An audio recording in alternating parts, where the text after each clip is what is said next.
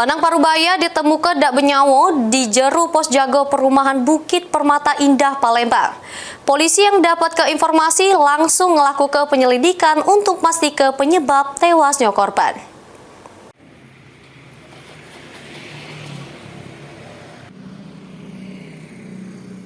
Warga perumahan Bukit Permata Indah, Jalan HBR Motik, Kecamatan Sukarami, Palembang heboh karena petugas keamanan ditemukan tewas dak benyawo di jeru pos.